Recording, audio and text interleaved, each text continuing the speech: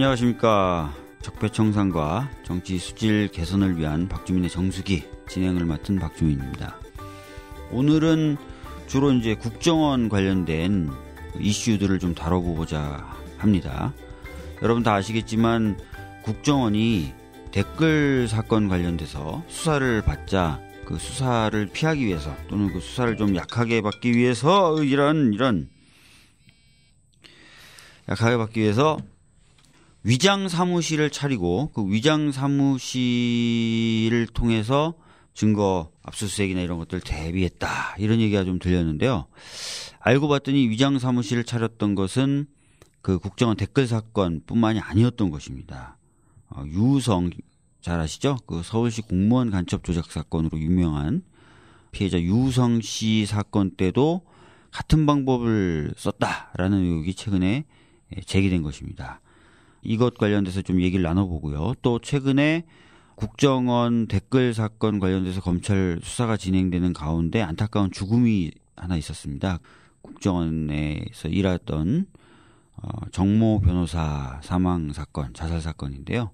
관련된 이야기도 좀 들어보도록 하겠습니다. 이 두 가지 이슈에 모두 다 관여돼 계신 민변의 대표적인 인권 변호사 김영민 변호사 모셨습니다. 안녕하십니까? 네, 안녕하세요. 김영민 변호사입니다. 네, 제가 이제 신문에 보니까 거물급 인권 변호사다. 어떻게 하면 거물급 인권 변호사가 될 수 있습니까? 사실 뭐 프로필 보면은 네. 증권 관련된 전문가다, 뭐 적대적 M&A 전문가다, 뭐 이렇게 돼 있긴 하던데요. 거물이라는 표현이 저를 비꼬기 위해서 쓴 표현이 아닐까 싶은데요.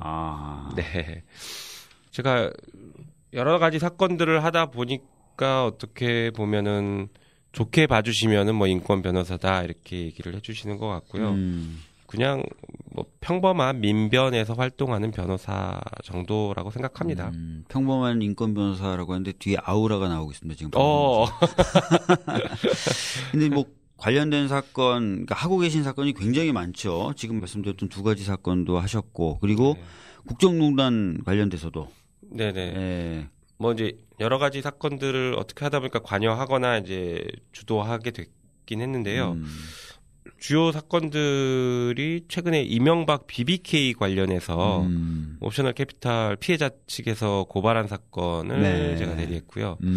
그리고 이제 박근혜 오촌 살인 사건. 이건 뭐 여기 지금 의원님도 관여가 돼 있긴 하지만 이 사건 진행하고 최근에 유족들을 대리해서 또 고소까지 했습니다.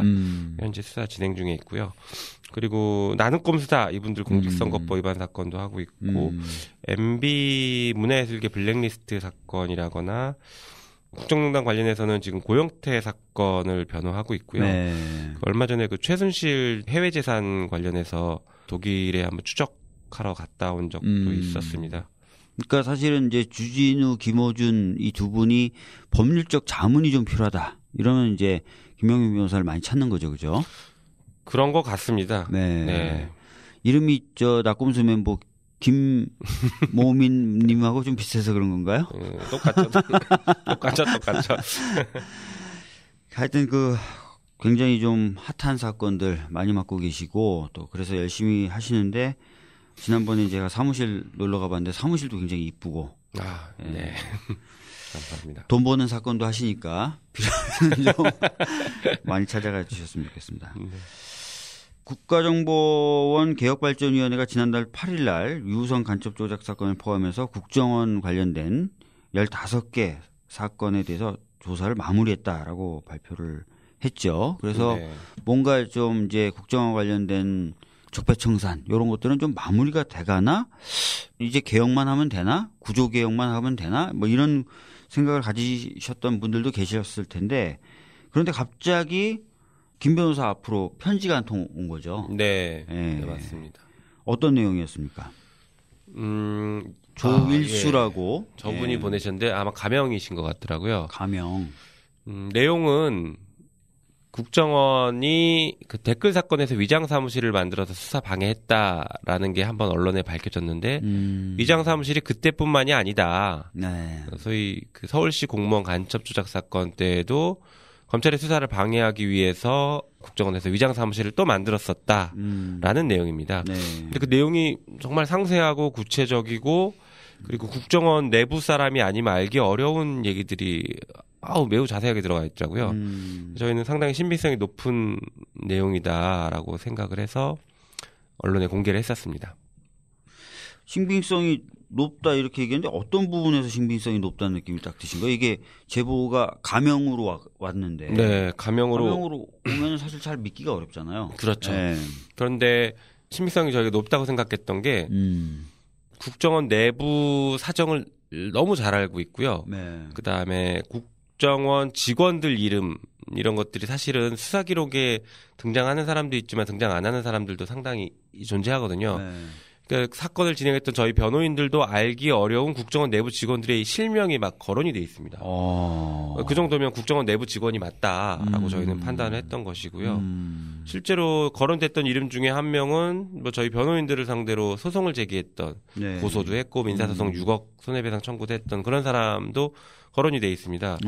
그러다 보니까 이거는 최소한 내부에서 알고 있는 사람인 것 같다라고 저희가 이제 상당히 신빙성을 높게 평가하고 있죠. 그래서 그래 편지 내용에 따르면은 아까도 제가 소개를 잠깐 해드린 것처럼 유우성 씨 사건 때도 가짜 사무실 만들었다 뭐 이런 내용이 담겨 있다는데 구체적으로 뭐 어떤 내용이에요? 가짜 사무실이라는 게 국정원의 직원 김모 씨가 기획을 했고 그걸 대공수사처장한테 결재를 받아서 수사처장이 대공수사국장까지 결재를 받았고 그리고 나서 뚝딱뚝딱 간이 칸막이 세우고 이렇게 만들었다라고 얘기를 합니다. 그리고 사용하지 않았거나 관련이 없는 컴퓨터들 갖다 놓고 관련이 없는 서류들을 막 거기다 갖다 놓고 그래서 이제 검찰에서 압수수색이 나오니까 여기가 저희 사무실입니다라고 안내를 해서 가짜 사무실로 가서 뭐 쓸모없는 자료들만 압수수색하게 했던 것이죠. 그런데 그 가짜 사무실을 만들고 나서 국정원 2차장까지 사무실에 와서 둘러봤다. 이런 얘기까지 기재가 돼 있고 뭐 그런 얘기들을 하고 있습니다. 그렇다면 그 국정원 2차장도 관련된 내용을 알고 있을 뿐만 아니라 적어도 용인은 했다. 그렇죠. 최소한 용인했다라고 볼 수 있고 사실은 증거 조작을 하는데 그 당시 돈이 많이 들었거든요. 돈이 많이 드는데 돈 들어간 것을 국정원 직원 뭐 과장 한 명이서 다 결제하고 썼다라고 보기 좀 어려운 부분들이 있었습니다. 그래서 저희가 그 당시에도 계속 문제 제기를 했던 게 저거 돈 많이 들어갔는데 돈 쓰려면 어쨌든 결제를 받아야 될 건데 상위 결제 라인이 누구냐 누구한테 결제를 받아서 돈을 썼느냐 이 부분을 수사해달라고 저희가 검찰에 강력하게 요청을 많이 했었습니다. 그렇죠. 잠깐 이제 이 부분에서 제가 보충을 해드리면은 증거에 돈이 많이 들었다. 무슨 얘기냐면 유우성 씨를 간첩으로 만들기 위해서 중국과 북한 그 국경에 유우성 씨가 출입을 자주 했었다라는 증거를 만들어낸 거죠. 국정원이 돈을 들여가지고 네네. 그 허위 조작 증거를 형사사건, 간첩사건에 이제 제출을 해가지고 이 사람이 간첩이 맞다라고 만들려고 그랬는데 사실은 김용민 변호사를 비롯한 민변 변호사님들이 직접 중국까지 찾아가가지고 그게 사실이 아니다라는 걸 밝혀낸 건데 그 과정에서 그런 허위 조작 증거들 국정원이 만들어낸 그런 증거들이 간단하게 만들 수 있는 게 아니잖아요. 다 그럼요. 돈을 주고 네. 그런 업을 해주는 사람들한테서 받은 거라서 뭐 브로커들한테 그래서 이 정도 돈을 쓸 정도면은 이게 개인이 그냥 결단해서 할 수 있는 문제는 아니다라는 문제제기를 계속 했었다. 네네 맞습니다. 그런 얘기죠. 그런데 편지 내용에 보면은 실제로 자금 결제를 했던 사람이 이제 상급자죠. 네. 내가 자금 결제했던 거 다 파쇄해라 하고 파쇄 지시까지 했다. 그런 얘기까지 나옵니다. 그 편지에? 네네. 사실은 지금 말씀드린 것처럼 그 돈을 썼다. 그리고 돈을 사용한 상급 결제자들을 우리가 확인해서 이게 증거 조작에 관여한 국정원 고위급이 누구냐. 거기까지 한번 수사를 해달라. 이런 요청을 했었는데 네. 그 부분은 검찰에 저희가 요구를 했기 때문에 검찰이 아니고 혹은 국정원 내부 사람이 아니면 알기 어려운 얘기였거든요. 그렇겠죠. 그 얘기를 편지에 기재한 걸 보면 이게 정말 국정원 내부 사람이 맞구나 이런 생각을 했었습니다. 그렇군요.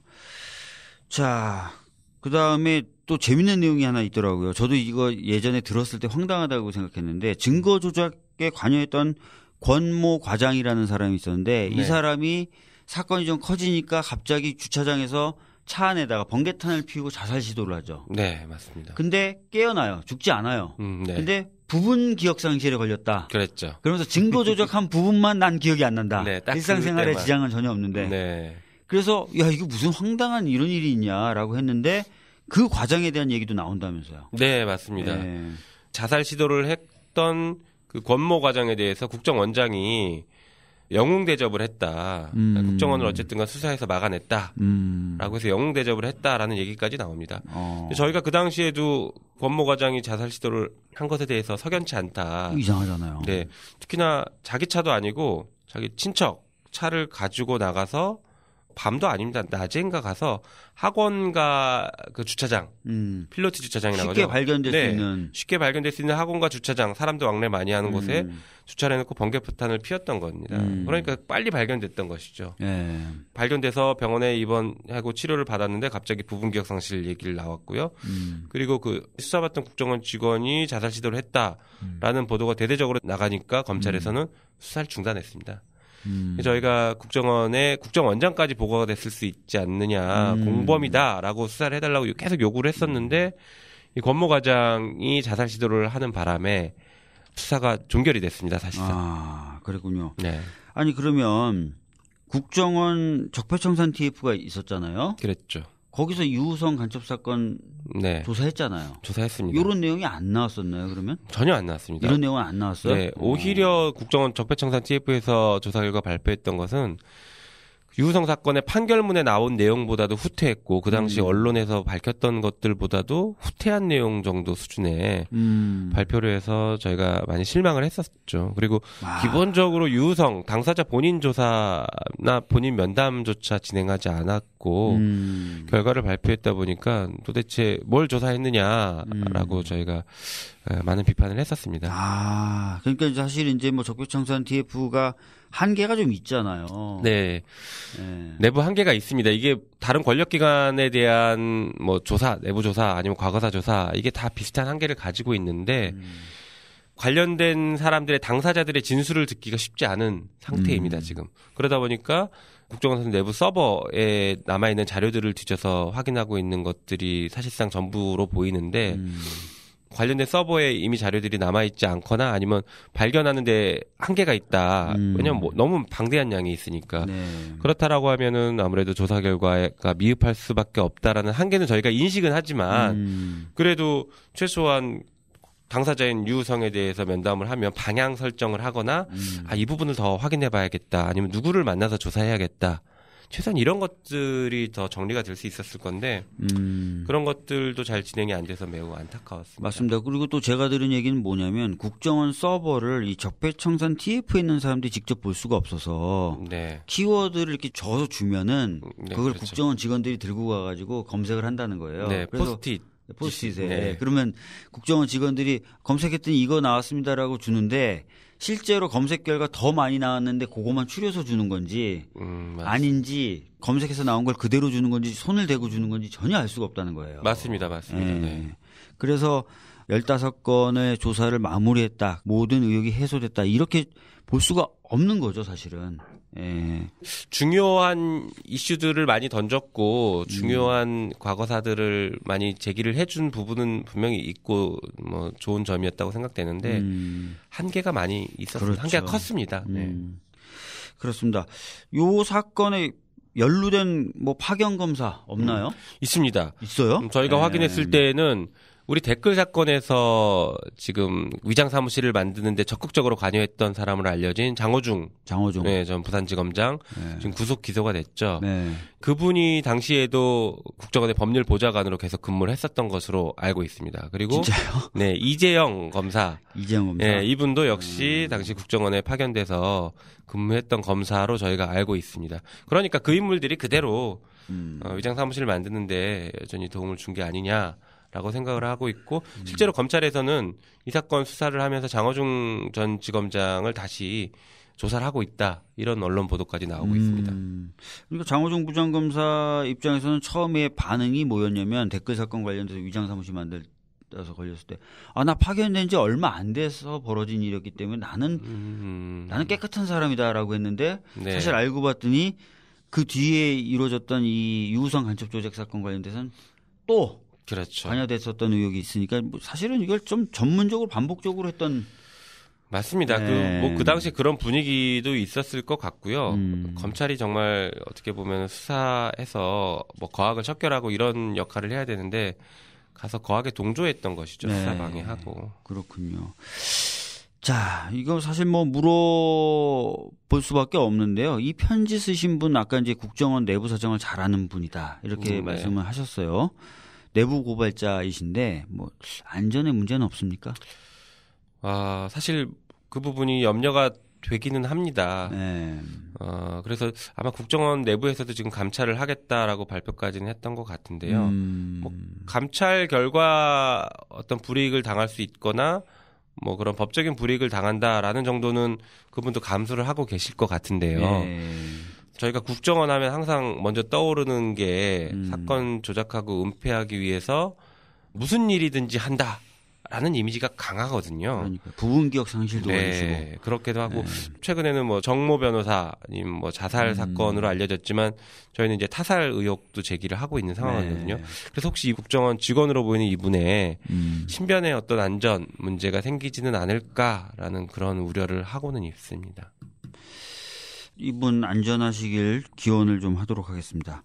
이 위장 사무실을 만들어서 수사 방해를 했던 사건이 이것뿐만이 아니라 2012년 대선 당시에 국정원이 개입했었다라는 사건 관련돼서 2013년에 수사가 진행될 때 그때도 또 위장 사무실을 만들었다. 이건 좀 대대적으로 보도가 됐었죠. 맞습니다. 그래서 방금 말씀하셨던 것처럼 장호중 부장검사하고 이재영 검사가 수사를 받고 있는 거죠. 지금 재판 중입니다. 재판 중이죠. 기소됐습니다. 파견 검사 2명이 지금 구속돼서 재판을 진행 중이고 국정원 직원 4명도 지금 같이 재판받고 있는 거죠. 그런 것으로 알고 있습니다. 이재영 검사가 아닌가요? 건창훈 검사인가요? 이 사건 관련해서? 아니 이재영 검사도 마찬가지로 구속 기소됐고 변창훈 검사는 변창훈입니다. 변창훈. 이분은 이제 그 자살을 하신 것으로 맞다. 알려진 그렇죠. 분이죠. 정리를 좀 해보겠습니다. 그러면은 파견 검사 2명이 구속돼서 지금 재판 진행 중인데 그분은 장호중, 이재영 검사. 네, 맞습니다. 근데 파견 검사 중에 한 분이었던 변창훈 검사는 자살을 하셨고, 그다음에 국정원 직원 4명이 이 사건과 연루돼서 같이 재판을 받고 있는데 정치호 변호사라는 분도 이제 얘기가 지금 나오고 있어요. 이분 이제 자살을 하셨는데.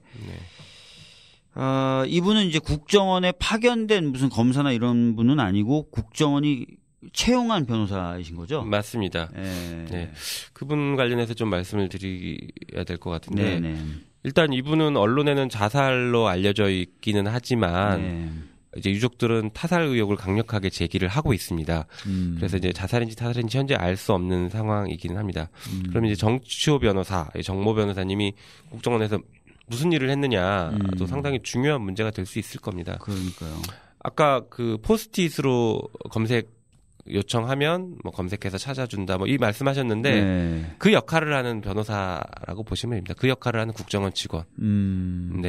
그래서 적폐청산 TF가 만들어져 있던 법률보좌관실에서 외부에서 파견되어 온 검사들의 소위 말하는 감찰 업무 같은 것들을 도와주는 역할을 하는 변호사였습니다. 그러니까 국정원 적폐청산 TF에서 발표했던 여러 가지 사건들을 밝혀낸 장본인 중에 한 명이었던 것이죠. 그런데 그분이 이제 이 댓글 사건의 위장 사무실 문제가 발생했을 때 그 당시 위장 사무실에서도 근무를 했던 여전히 계속 법률보좌관실에서 근무를 했기 때문에 관여됐던 공범이 아니냐 이런 얘기들이 나왔습니다. 그래서 검찰에서 참고인 조사를 받았고 참고인 조사를 한 번 더 받으러 가기 전에 사망한 채로 발견이 됐던 것이죠. 그래서 뭐 수사에 대한 부담감이 있었다 이제 뭐 이런 얘기들도 나왔고 그래서 자살한 것 아니냐 이제 이런 얘기들이 나왔던 것입니다. 아까 말씀하셨던 장호중 부장검사라는 검사장이죠. 부산지검장. 장호중 검사라는 사람이 이제 검사장이었는데 이 사람이 법률 보좌관으로 국정원에 파견되어 있을 때 그 보좌관실에 있었던 변호사. 네, 맞습니다. 맞죠? 그래서 이제 위장 사무실 만든 것과 관여된 것 아니냐라는 의혹도 좀 있긴 있어서 참고인 조사, 피의자가 아닌 참고인 조사를 일에 받았는데 실제로 이분이 이제 최근 들어서 주로 한 일은 국정원 적폐청산 TF를 도와서 네. 국정원이 해왔던 여러 가지 일들에 대해서 밝히는 그렇죠. 작업을 해왔다. 맞습니다. 그렇죠. 그래서 제일 많이 알고도 있고 네. 또 실제로 국정원의 서버에서 어떤 문서들이 나오고 있고 어떤 검색어를 넣으면 어떻게 돌아가는지 이런 것들을 누구보다 잘 아는 사람 중에 하나였다. 맞습니다. 이렇게 맞습니다. 보면 되는 거죠. 근데 갑자기 이분이 두 번째 참고인 조사를 앞두고 자살을 했는데 가족분들은 이게 자살이 아니라 타살이다라고 주장하고 계시다. 네, 맞습니다. 이렇게 되는 거죠. 네. 아니 근데 왜 가족분들은 자살이 아니라 타살이라고 지금 주장하고 계신 겁니까? 몇 가지 이유가 있는데요. 네. 첫 번째가 사망 현장. 사망 현장에서 발견된 여러 가지 정황들을 볼 때 번개탄을 피워서 자살한 사람으로 보기 어려운 정황들이 존재한다라는 겁니다. 그리고 또 하나는 이분이 부검 결과를 보면 일산화탄소 뭐 중독에 의해서 사망한 것처럼 보이기는 하지만 또 다른 한편으로는 칼륨 농도가 지나치게 높게 나왔습니다. 칼륨 농도가요? 네, 혈중 칼륨 농도가 높을 경우에는 심정지가 와서 사망을 하고, 그렇죠. 그 전에는 무기력증, 약간 근육 그런 것들, 예, 맞습니다. 이완시킬 때 칼륨을 주사하잖아요. 네네. 예. 그런 증상들이 오기 때문에 이 칼륨 수치가 높은 것에 대해서 설명이 안 된다라고 지금 문제 제기를 하고 있는 것입니다. 혹시 뭐 일산화탄소를 과다 흡입하면 칼륨이 몸에서 생성된다 이런 건 아닌 거죠? 그런 것까지는 의학적으로 아직 밝혀진 건 아닌 것 같고요. 사망하는 과정에서 칼륨 농도가 올라갈 수 있는 정도는 그런 얘기들도 나오는 것 같긴 한데요. 이분은 칼륨 농도가 지나치게 높습니다. 지나치게 높다? 네. 예를 들어서 우리가 칼륨 농도 수치를 7 정도가 나오면은 고칼륨증이다. 뭐 질병으로 보거든요. 네. 그런데 이분은 15 이상이 나왔습니다. 그러니까 질병 수치보다 2배 이상이 나왔던 것이죠. 질병 수치보다 2배 이상이 나왔다? 네, 네. 그래서 그 정도면 이제 충분히 사망할 수 있는 정도라고 볼 수 있는 것인데. 아니, 그러면 잠깐만요. 네. 수치가 7만 나와도 질병 수준이다라고 하는데 15가 나왔다. 15 이상. 15 이상이 나왔다. 네. 상당히 높죠. 이게 원래 제가 알기로도 제가 정확히 기억하는 건 모르겠지만 제가 공군인 그 헌병 소대장이었는데 네. 군견을 다뤄요, 헌병이. 네. 근데 나이가 들어서 이제 제 기능을 못하는 군견들을 이제 안락사시킬 때 칼륨이 함유된 주사를 넣거든요. 네. 그러면 이제 천천히 잠이 들듯이 뭐 한다. 뭐 이런 얘기를 제가 들은 적은 있어요. 제가 군견 소대장은 아니어가지고. 그리고 그래서 하여튼 근육 이완이나 이런 작용을 일으킨다고 제가 들었는데. 그렇죠. 이 칼륨이라는 게 전해질을 조절하는 그런 기능을 한다고 봐야 되는데 심장이 뛰는 정기적 신호 자체를 칼륨이 방해해서 심장을 못 뛰게 만드는 것이죠.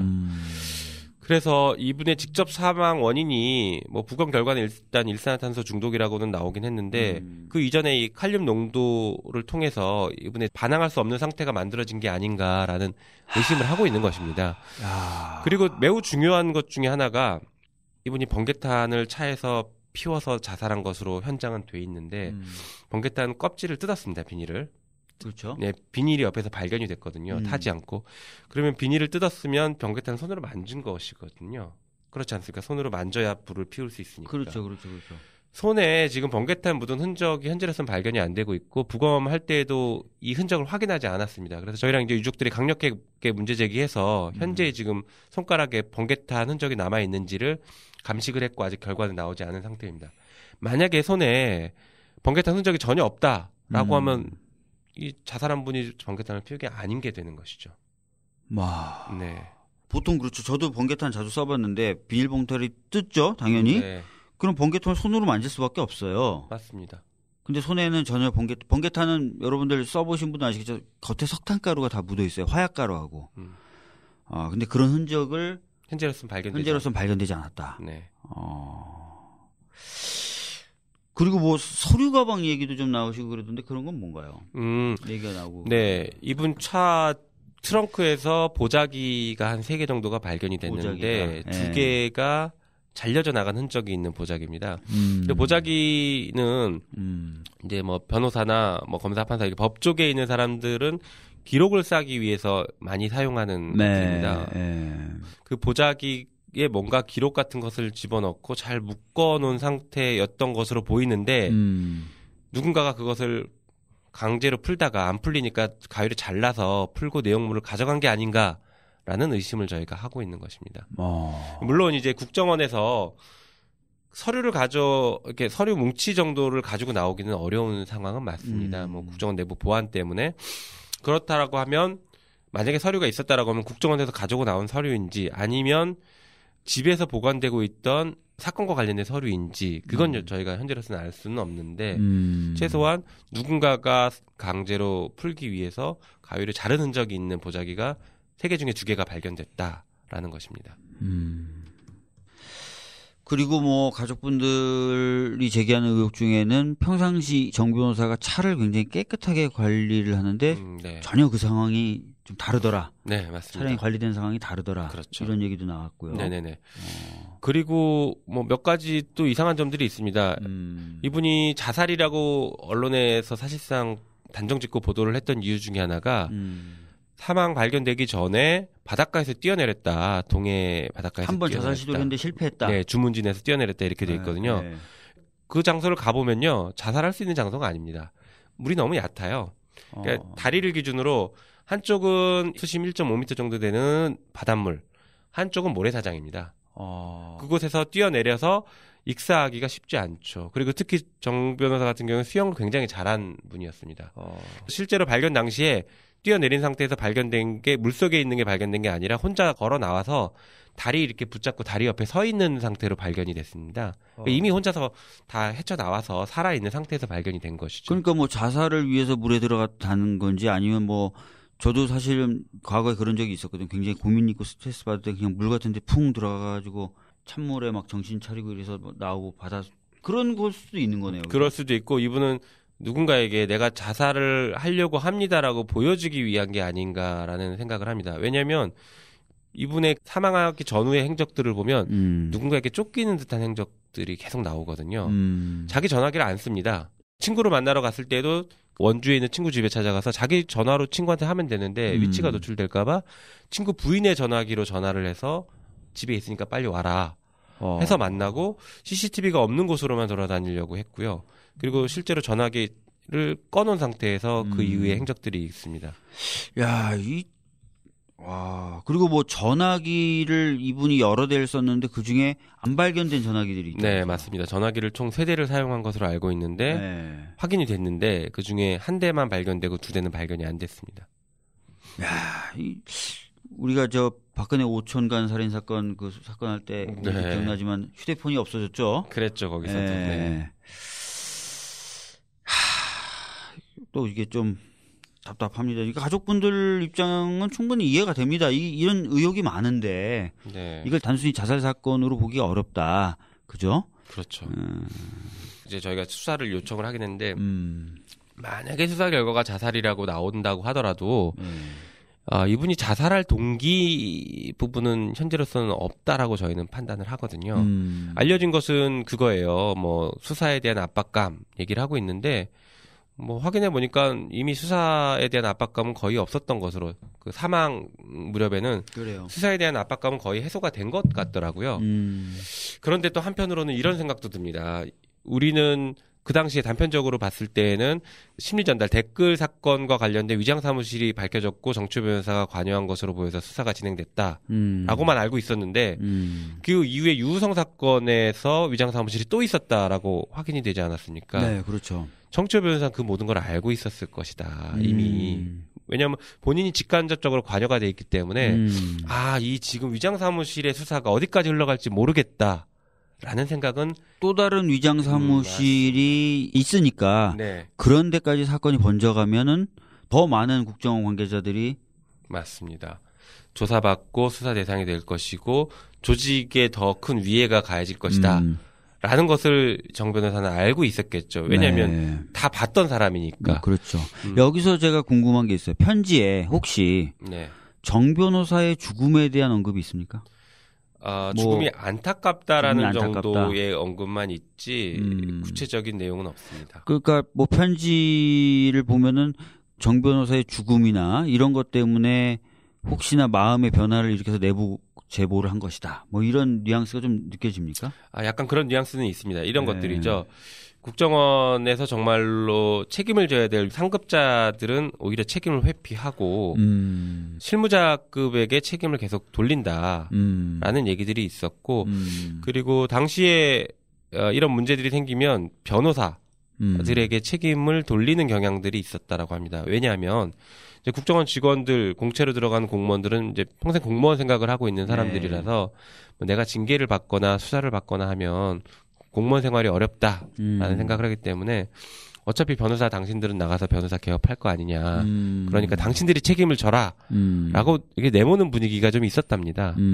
그래서 당시에 유우성 사건 수사 관련해서 수사팀에서도 일부 변호사가 못 견디고 나갔다. 이런 얘기까지는 나왔었습니다. 지금 댓글에 아까 사진이 한 장 떴거든요. 차 안에. 근데 거기 보니까 이제 호일. 네네. 알루미늄 호일이 발견됐는데 저건 뭐냐? 뭐에 쓰는 거냐? 뭐 이런 얘기가 자꾸 나오는데 알루미늄 호일을 뭐 어디서 썼다 이런 게 좀 나온 건 있나요? 저 호일은요. 네. 번개탄을 피울 때 불타지 않게 차에 불타지 않게 깔고 그 위에 소주병을 올려놓고 번개탄을 마지막에 피운 것이거든요. 예, 그러니까 차량에 불이 번지지 않게 호일을 깔아놓은 것이죠. 근데 저희가 이제 사망 현장에 대해서 의혹을 제기하는 가장 큰 것 중에 하나가 저 부분입니다. 뭔데요? 호일이 깔려 있고 그 위에 소주병 2개가 있고 그 위에 번개탄이 있었는데 소주병에 그 발판이 녹은 흔적이 붙어 있는 것이죠. 근데 호일은 찢어진 흔적이 없고 호일은 그대로 있는 상태에서 소주병에 그 발판 녹은 흔적. 잠깐만. 이 신기하네요. 자.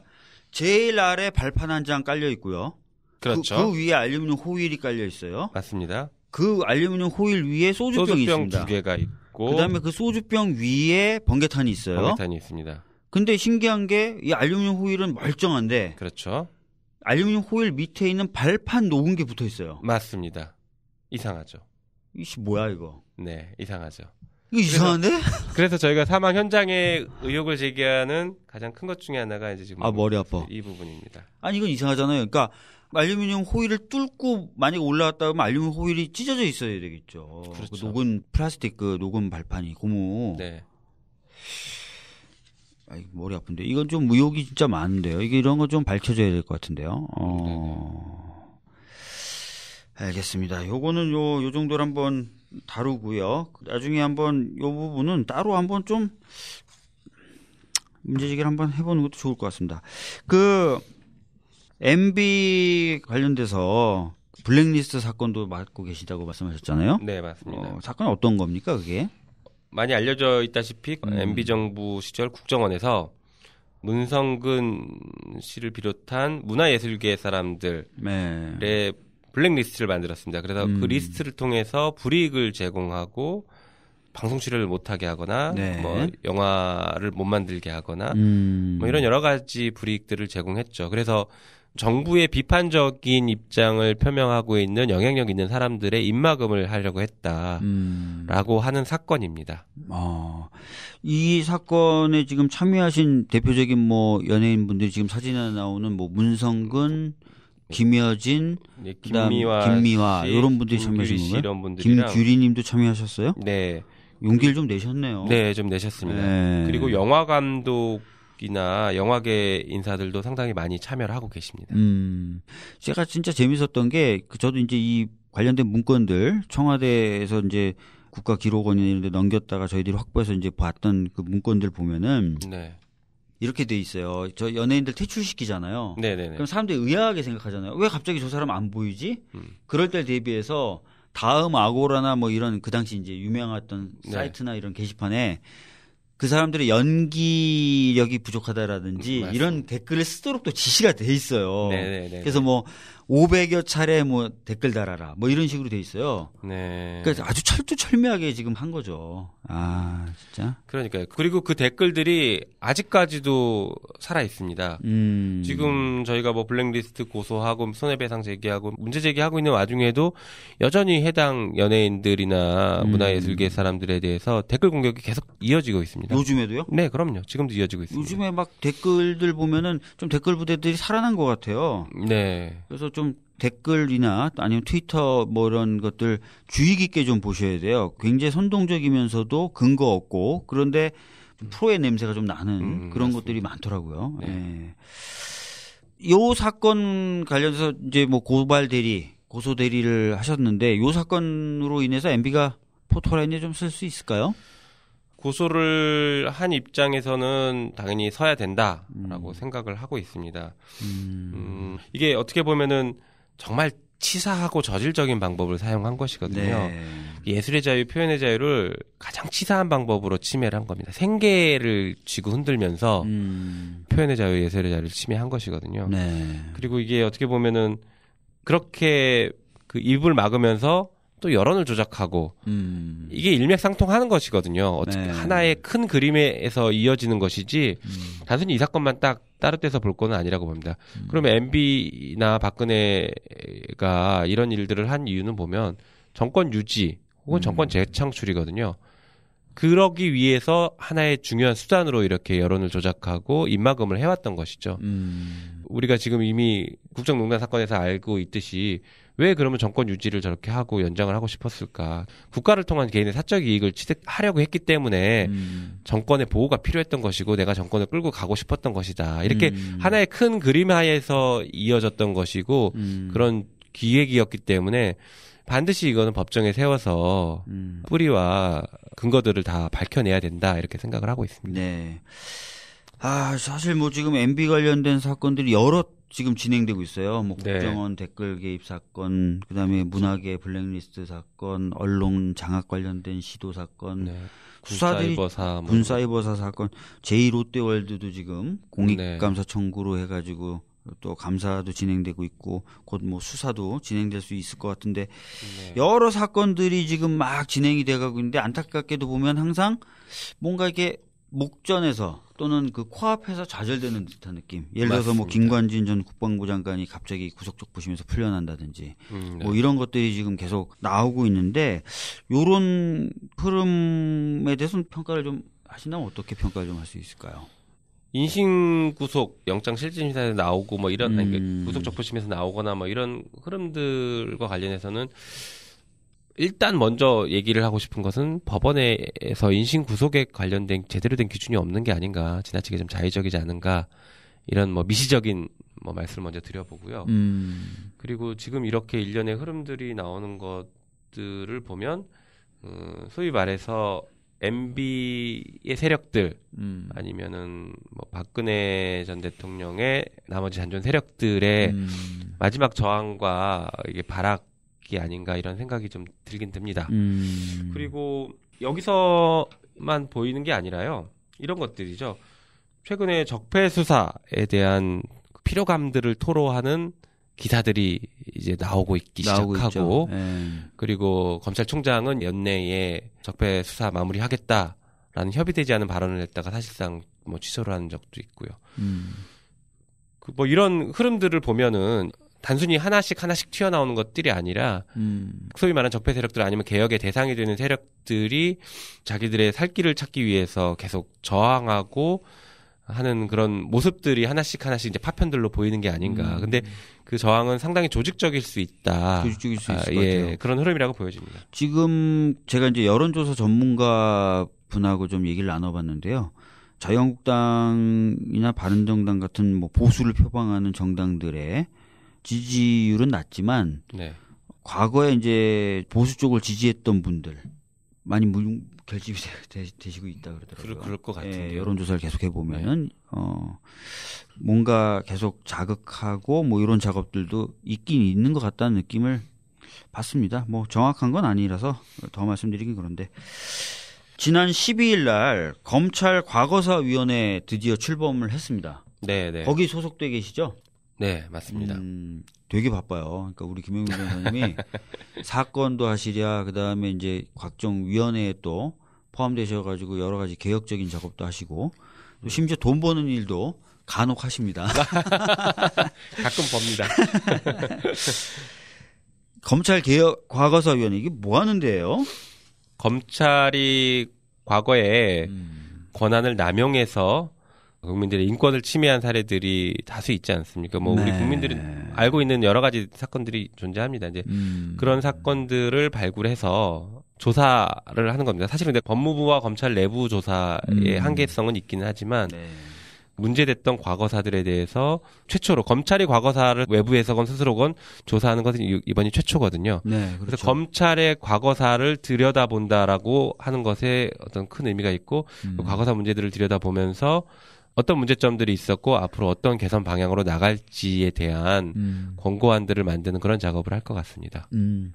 그 참여정부 시절에 네. 권력기관들 보고 다 과거사위원회를 좀 만들어라라고 이제 노무현 대통령님이 말씀하셨는데 네. 그걸 안 따른 한두 기관이 있는데 그중에 하나가 검찰이었어요. 그죠? 맞습니다. 경찰도 과거사위원회 만들고 다 만들었는데 검찰은 우리가 왜 하고 안 만들었었는데 네. 그래서 사실상 이번에 검찰 과거사위원회는 최초로 검찰의 과거에 잘못된 일을 들여다보는 위원회가 되는 것이죠. 네, 맞습니다. 어떻게 보면 굉장히 좀 중요한 위원회에 이제 참여하고 계신데 다루게 되는 뭐 사건들 같은 게 조금 결정이 됐나요? 이게 저희가 이제 비밀 유지 의무 조항이 있어가지고 뭐 이렇게 속 시원하게 말씀드릴 수는 없는데 어쨌든간 사건을 최대한 빨리 선정을 해서 국민들에게도 공감될 수 있는 네, 그런 사건들 그리고 공정성과 중립성을 확보할 수 있는 이런 사건들을 선정을 해서 조사에 들어가도록 지금 준비를 하고는 있습니다. 예, 뭐 속 시원하게 말씀은 못 해주셨는데 하여튼 사건 선정을 해나가는 과정이군요. 네, 네, 맞습니다. 예, 알겠습니다. 검찰 과거사위원회가 출범하니까 조선일보에서 단독으로 문무일 검찰총장의 발언을 실었어요. 문 총장이 이해 충돌 때문에 변호사를 선정해서는 안 된다라고 얘기를 했다는 거예요. 네. 뭘까요? 그리고 자유한국당 부대변인은 이 민변의 한풀이위원회인 검찰과거사위원회 즉각 해체하라. 이런 얘기를 했는데 이게 뭐죠? 검찰의 잘못을 들여다볼 수 있는 과거사위원회가 출범하다 보니까 그게 불편한 사람들이 많을 겁니다. 그래서 이제 그 불편함을 토로하는 과정들이라고 보여져요. 근데 물론 이제 어떤 지적들은 과거사위원회가 반드시 염두에 두고 그 신경을 써야 되는 부분들이다라고 할 수 있는 뭐 중요한 지적들일 수도 있기는 해요. 근데 뭐 제일 중요한 관건이 중립성, 공정성 이런 것들을 어떻게 과거사위원회가 확보할 수 있느냐 이런 문제로 결국에 귀결될 것 같고 최대한 좋은 결과들을 내놔야 될 것 같다라는 생각을 하고는 있습니다. 네. 이제 다만 지금 뭐 조선일보, 조선 TV조선인가요? 이쪽에서 보도한 것과 같은 그런 내용의 공격들은 잘 맞지 않지 않나 이런 생각들을 합니다. 예를 들어서 이제 검찰에서는 최초에 아마 대학 교수들 위주로 과거사위원회가 꾸려져야 된다라고 네. 주장을 했던 것으로 알고는 있는데요. 그렇게 되면 또 이제 실효성 문제의 한계들이 봉착될 수도 있다. 이런 여러 가지 이제 다양한 지적들이 있습니다. 근데 이제 변호사가 안 된다라는 것은 뭐 이해관계, 이해충돌이 있다라고 하는데 이미 그 법무부 훈령에 이해충돌이 있는 경우에는 그 위원 같은 경우에는 뭐 기피, 제척, 회피 뭐 이런 여러 가지 제도들을 마련해 뒀습니다. 네. 그래서 그런 부분들은 어느 정도 제도적으로 보완이 되고 있기 때문에 충분히 보완 가능하다, 대비가 가능하다 이렇게 볼 수 있는 것이고요. 오히려 저는 네. 과거사를 검찰에서 조사를 하게 될 것 같은데 검찰이 자기 스스로 과거사를 조사하는 그 구조 자체가 더 문제가 있지 않느냐. 그게 오히려 더 이해상충 아니냐. 저는 이렇게 생각합니다. 예, 그런 문제도 있고 또 과거사 조사를 할 때 아마 현재 검사가 참여할 가능성도 있는데 법령의 한계 때문에 뭐 자꾸 그런 주장이 나오는 것 같은데 조사를 하는데 현재 검사가 들어가 있으면 그거야말로 이해 관계자이고 당사자 개념이 될 수도 있지 않겠나 생각이 듭니다. 조사와 관련해서 특정 사건의 변호사와 검사는 좀 다른 입장이 될 수 있을 것 같습니다. 왜냐하면 변호사는 사건의 당사자를 변호하는 변호인이거든요. 당사자는 아니거든요. 그런데 과거사 사건에서의 검사는 당사자가 될 수 있는 것입니다. 그 그렇죠. 사건을 수사한 검사이기 그렇죠. 때문에 당사자가 될 수 있는 것이라서 당사자와 대리인과의 어떤 이런 구별은 있다. 그리고 변호사이기 때문에 안 된다라는 것은 그렇게 논리적인 주장은 아닌 것 같다는 생각이 듭니다. 그래요. 이게 참 잘 돼야 되는 건데 벌써부터 좀 초를 치는 분들이 있어가지고 걱정은 좀 되네요. 맞습니다. 검찰이 이것을 셀프 조사하는 식으로 끝나서는 안 되고 진정으로 과거에 잘못했던 일들을 좀 조사하고 해서 검찰이 좀 바뀌고 그런 식으로 좀 돼야 될 것 같습니다. 오늘 굉장히 바쁜심에도 불구하고 김영민 변호사님 나오셔가지고 유우성 간첩 조작 사건 때 위장 사무실 차린 이야기 해주셨고요. 국정원 대선 개입 사건 관련돼서 안타깝게 목숨을 잃으신 정치호 변호사 사망을 둘러싼 의혹에 대해서 말씀해 주셨습니다. 네. 그리고 MB 문학의 블랙리스트 관련돼서 내용과 진행 상황에 대해서도 말씀해 주셨고 끝으로 본인이 직접 참여하고 있는 검찰 과거사위원회 관련된 이야기도 해 주셨습니다. 오늘 굉장히 많은 내용 그리고 다양한 주제를 말씀해 주셔서 대단히 감사드리고요. 마지막으로 좀 하고 싶으신 말씀 있으시면 해 주시죠. 마지막으로 하고 싶은 얘기가 사실 제일 어려운 질문 같긴 한데요. 네. 지금 저는 이제 그 일련의 흐름들 있지 않습니까? 소위 말하는 적폐청산에 대한 반대, 반발, 피로감 토로하는 이런 흐름들에 대해서 네. 그렇지 않다라는 얘기를 꼭 드리고 싶은데요. 뭐 이런 겁니다. 뭐 정의로운 사회, 뭐 정의가 밥 먹여주냐? 뭐 사실 이런 얘기들 논란이 나올 수 있는데요. 저는 정의로운 사회, 정의가 밥 먹여주는 게 맞다라고 생각을 합니다. 왜냐하면 우리가 공정한 사회이고 정의로운 사회에서 그런 사회야지 내가 하는 일만큼 내가 정당한 보상을 받을 수 있거든요. 네. 그렇지 않은 사회라고 하면 열심히 노력하는 것보다는 어떻게든 반칙을 찾아가고 줄을 대려고 하고 이렇게 살아가게 됩니다. 우리가 과거 보수 정권이라고 부르는 9년 동안 그렇게 많이 길들여져 있지 않습니까? 어떤 가치관이나 민주주의 이런 것들보다 효율성을 더 중시하고 어떻게든 내가 돈만 벌면 되고 살아남으면 된다라는 잘못된 가치관이나 이런 그 행태 이런 것들을 후배들에게 많이 주입이 돼 있고 교육이 돼 있다라고 보여지는데 그렇지 않다. 사회가 정의로우면 우리도 밥 먹고 살기 더 좋아지고 네. 쉬워진다라는 얘기를 꼭 드리고 싶었습니다. 그래요. 어떻게 보면 자식한테 또는 후손들에게 물려줄 가장 큰 재산이 정의롭고 공정한 사회겠죠. 그럼요. 그걸 위해서는 적폐청산을 통해서 반칙이 다시는 반복될 수 없다. 뿌리내릴 수 없다. 반칙은 언젠간 처벌된다. 이런 확고한 믿음을 좀 주는 것이 필요하다고 생각합니다. 네. 그런 방면에서 굉장히 노력하고 계신 김명민 변호사님이셨고요. 오늘 나와주셔서 대단히 감사합니다. 네, 감사합니다. 예, 오늘 방송은 이것으로 마치도록 하겠습니다. 감사합니다.